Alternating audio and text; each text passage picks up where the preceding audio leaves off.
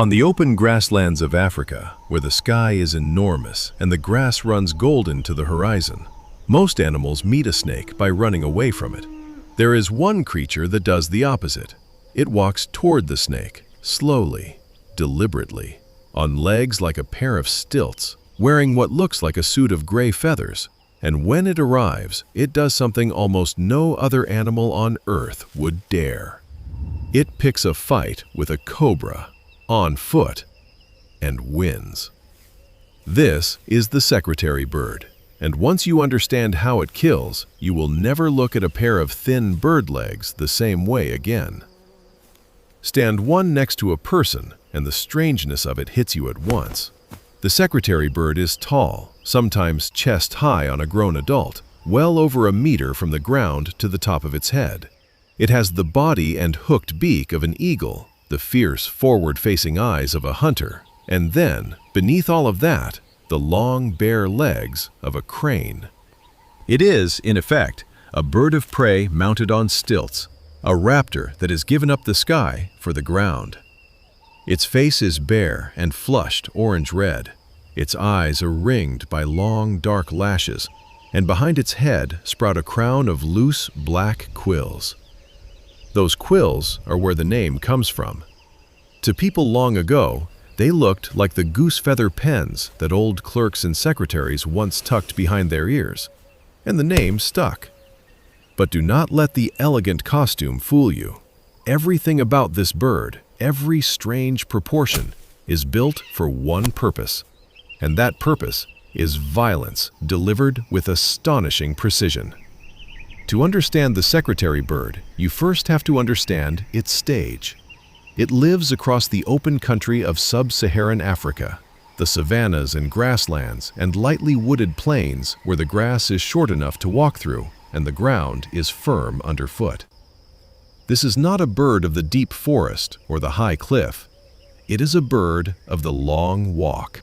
A secretary bird may cover 20, 25, even 30 kilometers in a single day, striding through the grass on those long legs, its head up, its eyes sweeping the ground ahead. A pair will often hunt together, walking parallel lines across the plain, like two people searching a field for something they have lost. And they are searching. The secretary bird is a hunter, and the grassland is full of prey hidden in the tangle at its feet. Grasshoppers and beetles, lizards and small tortoises, rats and mice, and the pups of ground squirrels, the eggs and chicks of ground-nesting birds, and, most famously of all, snakes. The secretary bird will eat almost anything it can catch and kill, and it catches and kills a great deal. But it is the snakes that have made it legendary, because snakes are the prey that can fight back in the deadliest way imaginable. Here is the problem the bird has to solve. A snake is not a passive meal. A large snake is muscle and reflex and, in many cases, venom. A puff adder can strike faster than the human eye can follow. A cobra can rear up to a third of its length, spread its hood, and deliver a bite loaded with enough poison to kill a much larger animal. A single mistake, a single successful strike from those fangs, and the hunter becomes the victim. So the secretary bird cannot simply grab a snake the way an eagle grabs a fish. It needs a way to kill that keeps the most vulnerable part of its body, its head and eyes, as far as possible from the snake's mouth. The snakes it faces are not minor threats.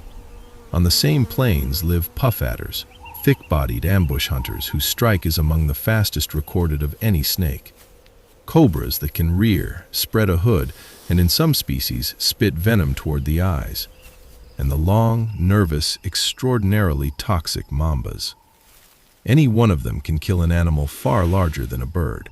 This is the gauntlet the secretary bird chooses to run, not once by accident, but as a way of life. It has, in effect, entered an evolutionary arms race with some of the most perfectly armed predators on the continent, and it has done so by refusing to fight them on their terms. Evolution's answer was the feet. Watch a secretary bird kill a snake, and it does not look like a bird at all. It looks like a martial artist. The bird approaches the snake with its wings held slightly open, its head drawn back and high, its whole body leaning away from the danger, even as its legs carry it closer. The snake coils and rears and tries to defend itself, and this is the moment the bird has been built for. In a blur too fast to follow, the secretary bird lifts one long leg and stamps down on the snake with tremendous force, aiming for the head. Then it does it again, and again, a rapid hammering of blows raining down on the reptile. It is not a wild flailing. It is targeted, controlled, and shockingly quick. Scientists have actually measured what happens in that strike, and the numbers are hard to believe. Researchers trained a captive secretary bird to attack a rubber snake pulled across a force plate, a device that measures the power of an impact. They found that the bird strikes with a force of around 5 times its own body weight, and it delivers that blow in a tiny fraction of a second, roughly 10 to 15 milliseconds from the start of the kick to the moment of contact. To put that in perspective, that is faster than most animals' nervous systems can organize a response. It is so fast that the snake often has no time to bite back. The strike lands, the force is delivered, and the leg is already lifting away before the snake can even turn its head. Why go to the trouble of measuring a bird kicking a rubber snake? Because the result tells us something profound about how this animal wins. 10 to 15 milliseconds is close to the physical limit of what a system of muscle and bone can achieve. A human boxer's jab takes far longer to land. Even the flick of a snake's own strike, one of the fastest movements in the animal world, sits in roughly the same range. What the secretary bird has done is evolve a limb that can meet a snake at the snake's own speed, and then beat it. The bird is not stronger than a cobra. It is quicker to the critical instant, and in a contest this deadly, that instant is everything. Think about what that means. The bird is not overpowering the snake in a slow wrestling match, where the snake would have every chance to sink its fangs in. It is defeating the snake's reaction time itself. The whole strategy hinges on being faster than the enemy's ability to respond. Speed is the shield, and the precision is just as important as the speed. A secretary bird does not stamp randomly. It aims for the head and the upper spine, the places where a single well-placed blow can stun, disable, or kill outright. A snake with a damaged head cannot aim its bite. A snake with a broken back cannot coil and strike.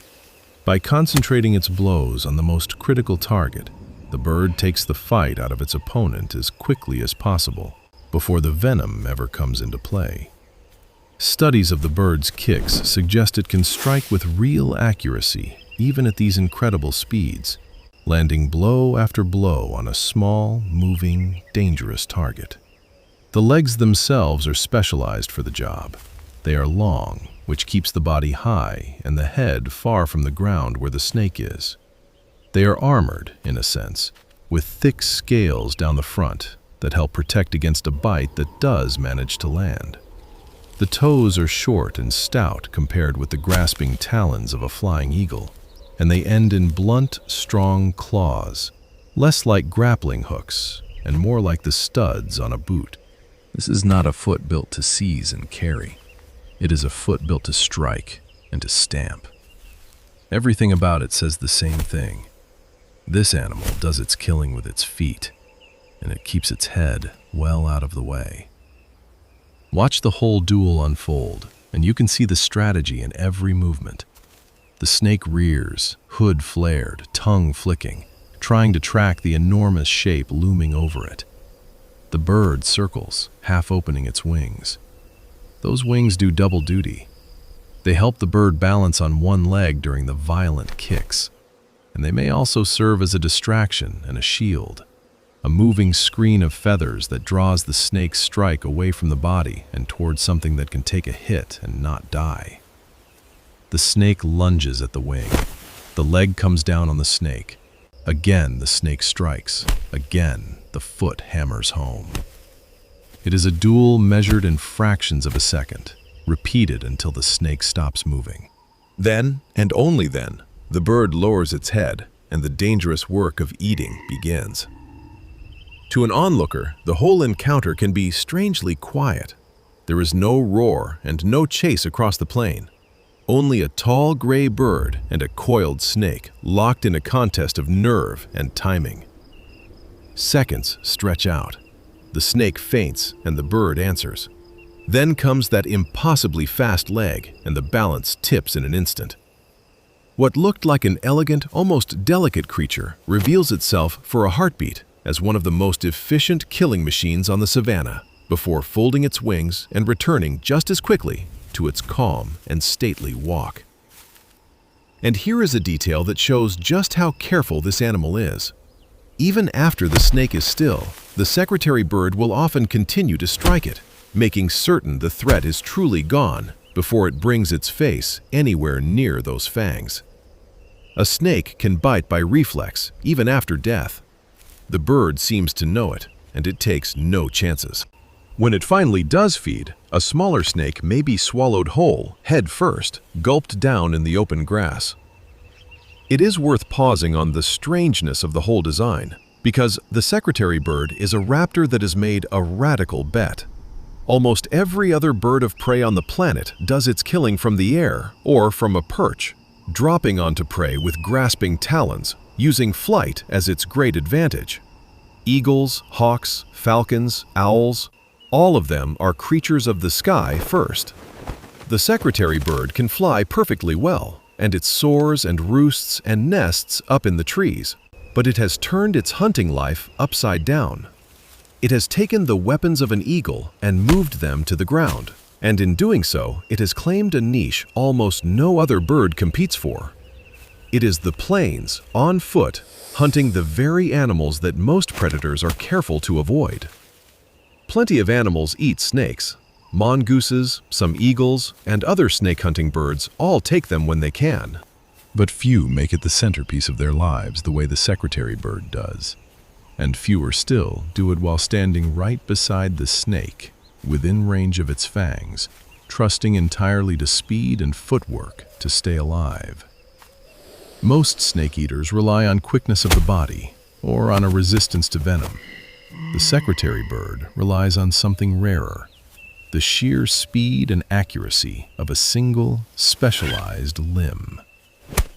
That long walk across the grass is not just a search, it is also a form of flushing.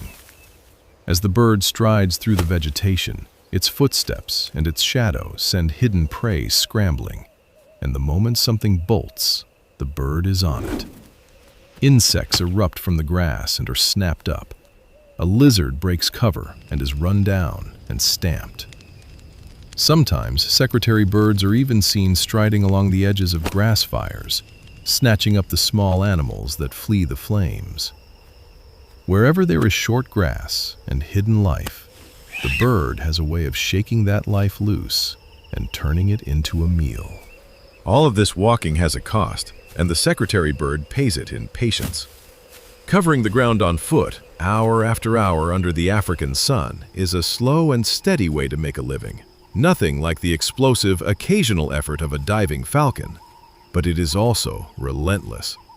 A bird that quarters the same plains day after day comes to know them intimately, learning where the grass hides beetles, where the rocks shelter lizards, and where a snake is likely to be lying in the warmth of the morning. The long walk is not aimless wandering. It is a patient, systematic sweep of a territory the bird has mapped in its mind. Its eyes are the other half of the hunt. Set into that fierce eagle face, they give the bird superb vision, the raptor's gift, letting it spot the tiny movement of a lizard's tail or the ripple of a snake sliding through grass from many meters away.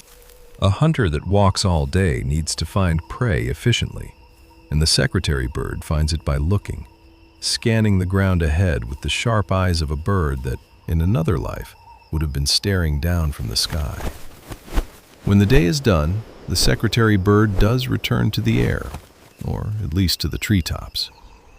Pairs roost and nest on the flat crowns of acacia trees, building a broad, flat platform of sticks. A huge, messy table of a nest that they may use and add to year after year. Secretary birds pair for life, and the bond between a mated pair is strong. They perform sweeping courtship displays, soaring together high over the plains and calling. And on the ground, they may run with their wings raised in a kind of dance. The two of them share the long work of raising their young, taking turns to incubate the eggs and to bring food back to the nest. The nest itself becomes a fortress of routine. Perched on a flat-topped tree, it gives the pair a commanding view of the surrounding grassland and keeps their eggs and chicks above the reach of most ground predators. Year after year, the same platform may grow, layer upon layer of sticks pressed down into a broad bed until it is a meter or more across, a landmark on the plain that speaks of a partnership measured in seasons rather than days. The chicks come into the world helpless, down-covered and earthbound, and they grow slowly. For weeks they sit in that platform of sticks high in the tree, fed on the regurgitated spoils of their parents' long walks, a steady delivery of insects and small mammals and, yes, pieces of snake. It takes months before a young secretary bird is ready to make its first flight, and longer still before it masters the strange, dangerous art of hunting on foot, before it learns for itself the exact timing of the strike that keeps a hunter of venomous snakes alive. A young bird learns this trade the hard way. In its first clumsy attempts, it stamps at grasshoppers and beetles, harmless practice for the deadly work to come. Only with time does it graduate to larger and more dangerous prey, and every fledgling that survives to adulthood carries the accumulated lessons of 1,000 small strikes. There is no shortcut. The reflexes that let an adult defeat a cobra are built one imperfect kick at a time, out in the open where mistakes are punished quickly. Because, make no mistake, this is a dangerous living. The margin for error is thin. A secretary bird that mistimes a strike, that lets a cobra get inside its reach, that grows careless with a snake it assumed was dead, is a secretary bird that may not live to hunt again.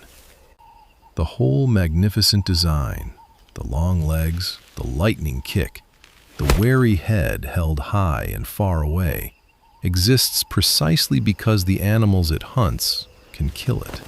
This is a predator that is specialized in the most dangerous prey on the plain, and it survives by being faster, more precise, and more careful than the things that could end it. And yet, for all its lethal skill against snakes, the secretary bird faces a threat it cannot stamp. Across much of Africa, its numbers are falling. The open grasslands it depends on are being plowed for crops, carved up by roads and fences and power lines, and swallowed by the steady spread of human land.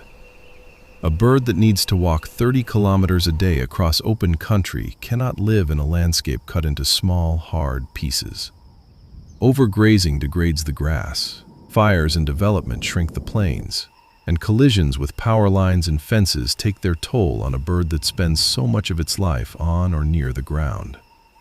The species that fears no cobra has been pushed, in recent decades, toward the edge, its global status slipping into the ranks of the threatened. It helps to know that the secretary bird is not merely an odd sort of eagle. It is the sole living member of its own family, a lineage with no close relatives anywhere on Earth, the last survivor of an ancient experiment in turning a bird of prey into a walking hunter. When you watch one stride across the grass, you are watching something genuinely unique, a design that evolution arrived at once and never repeated. There is no second secretary bird waiting in the wings to take its place if this one is lost. There is something fitting and something sad in that. The secretary bird has been a symbol of Africa for a very long time. It stands, wings outstretched, at the center of South Africa's coat of arms, an emblem of protection and power, of a creature that guards and strikes. For generations it has strode across the grasslands as one of the great characters of the African plain, the eagle that walks, the bird that duels with serpents and wins. To lose it to something as mundane as the disappearance of open grass would be a quiet tragedy. So the next time you picture a bird of prey, Do not only picture the eagle stooping out of a clear sky. Picture instead a tall gray figure walking alone across a golden plain, head high, eyes down, legs carrying it steadily toward a coiled and waiting cobra. Picture the pause, the flare of wings, and the blur of a kick too fast to see. And remember that out there, on the open grasslands of Africa, there is a bird that meets the deadliest snakes in the world on their own ground, on foot, and walks away.